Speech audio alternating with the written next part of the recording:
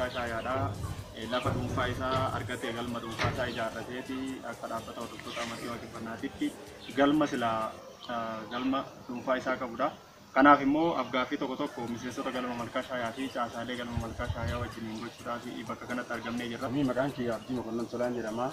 Miseensummaadhaan miseensa galma amantii waaqeffannaa malkaa shaayaa ture. Kanan kallattii kanatti dhufe naannoo bara 2009 ture. Gaheen hojii kiyyaa immoo akka caasaa dhaabbata hordoftoota amantii waaqeffannaatitti gaggeessaa gidduu gala gibbaatti jechuudha.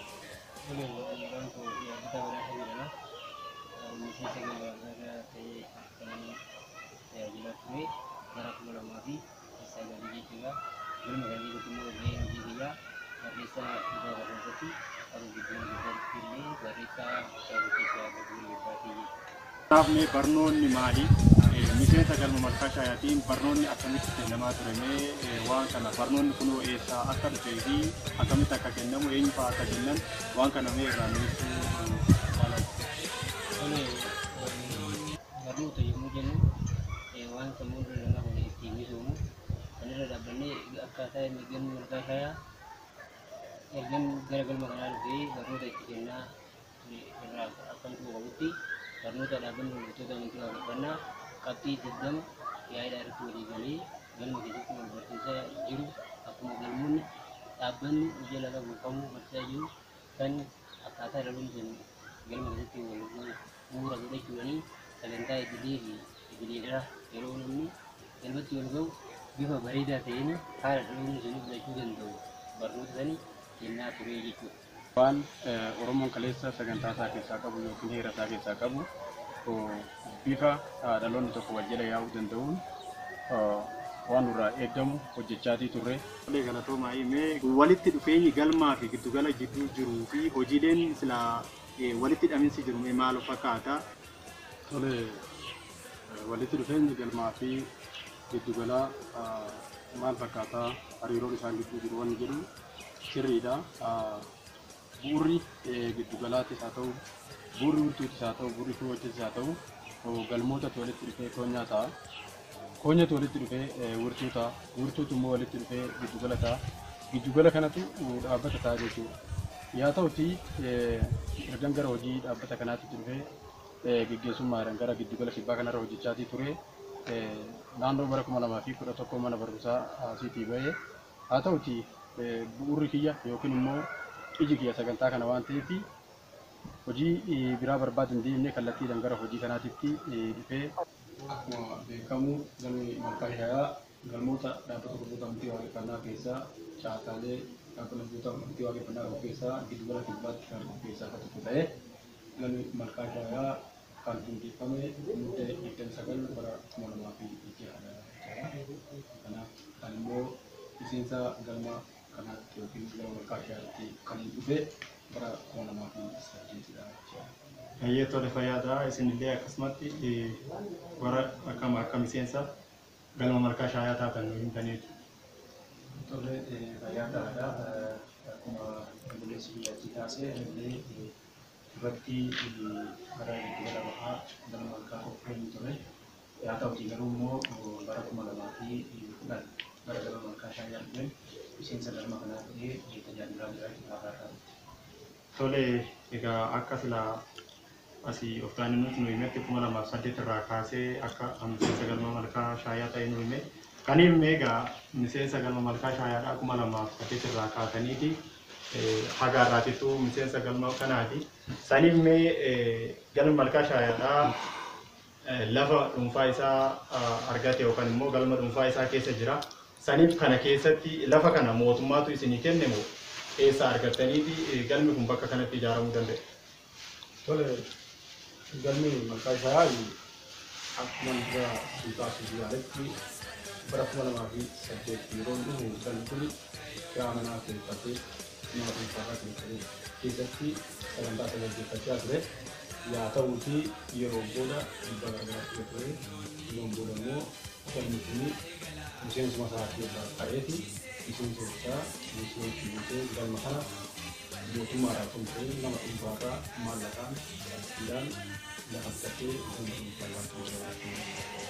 Hayyee tole galmi malkaa shaayaa akka islaamana kiraa keessa turee fi sanarra darbee achi keessaa immoo ofuma isaatiin lafa dhuunfaasaa bitatee akka ijaarrate ni himtanii. Kana keessatti ijaarsa kana keessatti egaa miseensa galma malkaa shaayaatu galma kana ijaare jettanii. Kanaaf mee ijaarsa kana keessatti akkamitti yeroo mana kiraa keessa turan san turtanii sanarra darbee immoo maaltu akkasiin galma malkaa shaayaa kana ijaarrattaniif illee isin dirqamsiise hawaasni yoo ofitti isin fudhatee hawaasa kana faana jireenyi isin qabdan maal fakkaataa turan? Tole yeroon miseensa galma kanatti jalqabee kiraa ture isin jedhee yaa ta'uti dhiibbaan garaagaraa gama hawaasaatii fi gama mootummaalee mootummaatiin nurratti ta'aa ture jechaadha. Miseensa galma kanaa dhaabbataa waan tureefi dhiibbaan garaagaraa nurratti ta'ee yeroo kiraa faa nurratti dabalan nama mana kiraa faa nutti kenne haga qabanii mana seeraatti dhiyeessuutti dhahanii yeroo booda immoo kiraa faa nutti dabalchiisuu haga dubbatanii mana gadi xiqqaan kennan nutti ulfeessee kiraa kana immoo miseensi waan kaffalatuuf dadhabuurra geessisanii yaa ta'uti dhiibbaan garaagaraa karaa hawaasaatti caasaalee mootummaa yeroo godhamutti dhaloonni galmaa kun immoo humnaan waliigalteedhaan wal jala yaa'ee galma dhuunfaasaatii maallaqa ofitti walitti buusuudhaan maallaqatti qorraa ka'ee galma kan bitatee sadarkaa. Hayyee tole ayyaada akkasuma galma malkaa shaayaadhaa rakkoo jajjabaa keessa darbee galma dhuunfaasaa kana ijaarrate illee nu himtanii mee duubattan isin deebisan waan beektan irraa nu himtanii galmi malkaa shaayaadhaa abbaa kam hundeeffame akkamitti hundeeffamni isaa akkam ture mee waan quba qabdan irraa nu himtanii jechuu kanallee. Tole galmi malkaa shaayaadhaan nuti kan sagal barasuma lama ijaa hundeeffame akkan hundeeffamee hundeeffota gareetti namoota jahaan hundeeffamee jechaadha. Yeroo sana malkaa shaayaa kan jedhamu naannoo kana biraa toora kana isa addeeffamee nama jahaan hundeeffamee namni shan caasaalee galmaa ta'e namni tokko immoo miseensa ta'e akkasitti hundeeffamee sadarkaa kan jedhamu.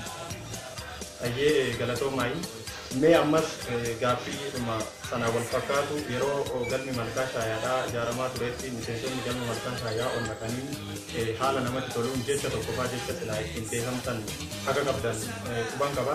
Jechi sun laaftuu fi hin danda'amtu waan jedhutu ture. San keessatti mee maali laaftuu fi hin danda'amtu waan isin jettanii ejjennoo godhatanii ittiin galma kana ijaaraa turtan sun maal ibsamee waan irraa nu himtan yoo qabaatan kanneen. Tole jecha sana wanti nuti fayyadamneef dhaloota wal jajjabeessuu fi caasaalee mootummaa dhiibbaa irratti ture galma kireeffanne sana waan nurratti dhufeef nuti immoo galma malee jiraachuu waan hin dandeenyeef dhaloonni keenya kun mataan isaa galma malee socho'uu waan hin dandeenyeef sabni kun illee mataan isaa yookiin immoo wal jala yaa'an jiruuf jireenya isaa galma alatti jiraachuu waan hin dandeenye waan hubatee fi dhaloonni kun hin danda'amtuu fi hin laaftuurraa ka'ee gaafa galmi nurratti dhufamu ji'oota muraasaaf galma ala turre ji'oota lama waan hin caallee kanarraa ka'ee gaafa galma hin ijaarranne galma mataa keenyaan bitanne caasaa mootummaas gaafanne nuu kennan didan lafa jennee gaafa jalqabnu qarshii 24 qabnaa jechaadha.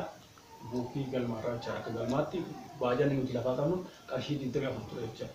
24 kanarraa kaanee dhuguma galma ijaarraa akka inni dhaloonni hin laafne dhaloonni onnatee akka waan kana milkaa'uuf jecha hin laaftutu hin danda'amtu jedhee koreeleen nurra jiran yeroo sana nu jajjabeessanii kanaaf itti fayyadamnee akkuma immoo jecha kana fudhannee ji'oota lama waan hin caalle keessatti galma mataa keenyaa qarshii dhuunfaan bitannee qarshii 24 irraa kaanee galma bal'aa kana lama bal'aa kana bitannee amma ittiin gaggeeffachaa irraa jira.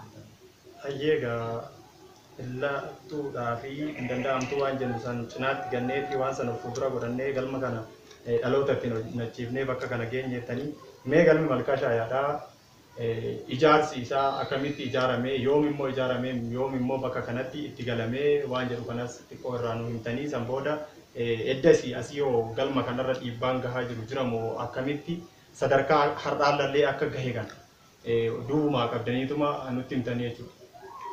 Tole galmi kun bara 2009 gara walakkeessa irratti jalqabne lafa dhuunfaa yaa ta'uu fi akkuma dhuguu asii kaase qarshii duraa irraa kaanee ji'a lama jechuun lafa ittinnee galma kanallee ijaarree dhuunfaa keenyaan ji'a torbaffaa yookiin gosootessa lama galma kana xumurree itti galle jara yeroo galma kana ijaaree galutti ani akka dhaabbata galmaatti to'ataa galmaan ture yeroo kanatti jechaa to'ataa galmaadhaan dubbichaa ture kanaaf dhaloonni dabareedhaan walqixxee waaqillee walqixxeessee deeggara tokko ilaallatiin hawaasa naannoo kanallee keessatti namni keessa galmaa ta'ee fi miseensa dhaabbata hojjettoota amantii waaqeffannaa walqixxee galma kana ijaaree gaafa keessa lama galma kanatti galle eegas illee dhiibbaan garaagaraa tahaa ture jechaadha.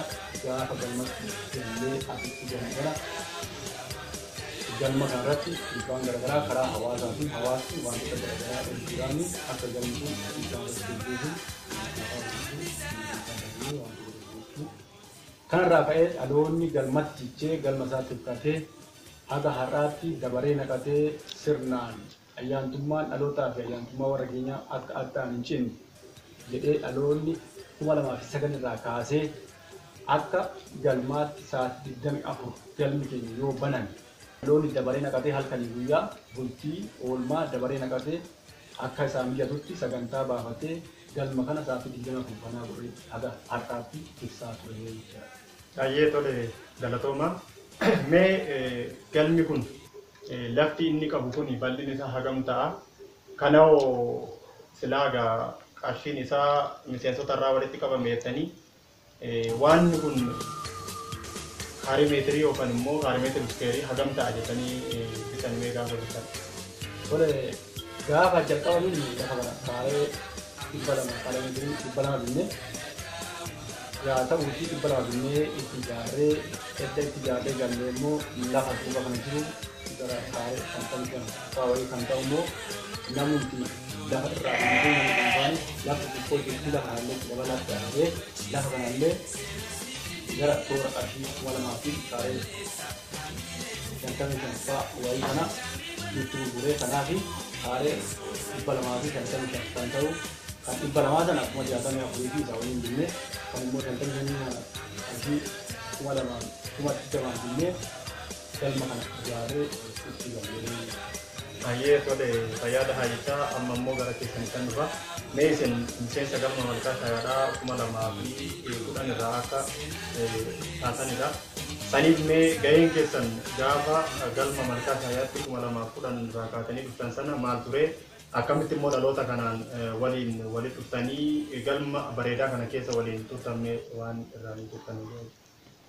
Tole bareedaa ani gara 2010 gara galma kanaatti dhufe. Yaa ta'uutii yeroo jalqabatti akkuma silaafuu immoo miseensa qophii filmaatiin gaheen irraa silaafuu eegamu bahaa ture. Sana keessatti garuu ergaan dhufee booda waayuun sana bira ture sababa silaafuu barnootatti iddoo biraatti jijjiiramuudhaani. Ani immoo yeroo kan irraa kaasee kan immoo silaafuu bara 2010 walakkeessa irraa kaasee akka silaafuu bara 2012tti hojii gaggeessaa galmaa gareen galma tajaajilaa ture. Isaa irraa kanas immoo bara 2012 immoo dhaloonni silaafuu galma keessa jira yookaan silaafuu dhaloota garaagaraatti dhufan waan dhaloota kana hubachiisuudhaan waayyuu dhaloonni galmaa nama biraa bakka buufachuudhaan ani immoo har'atti gaggeessaa silaafuu kutaa faayinaansii galma malkaa shaayaa tajaajilaa jira. Baay'ee tole galatooma akka gaggeessaa taatan illee nu himtanii amma immoo gaggeessaa kutaa faayinaansii galma malkaa shaayaallee akka taatanii jirtan nu himtanii mee galmi malkaa shaayaadhaa gama faayinaansiitiin dhaloota kana ijaaruu fi sadarkaa dhaabbataatitti dhaabbata keenya cinaa dhaabbachuudhaan gaheen inni taphachaa ture mee maal fakkaata? Tole bareedaa galma malkaa shaayaa beekamu maatii sadarkaa dhaloota kana naannoo karaa isaanii karaa kanaan immoo waan karaa maallaqaa waan dhaabbanni darbees immoo waan silaafuu miseensonni keenya dhaabbataaf buusii qarshanii dabalatee buusan jira. Karaa mana dhaabbateen illee waan silaafuu akka silaa galmoota dhaabbanni keenya qabuutitti waggaa waggaadhaan sanumarratti ramadamee hojjetamu jira. Waan sana egaa galma malkaa shaayaadhaa galma tokkootti haala silaafuu isaaf danda'amee hojii silaafuu dhalootaa kana utubuu keessatti shoora silaafuu barbaachisaa ta'ee fi gahee barbaachisaa ta'e ba'aa jira.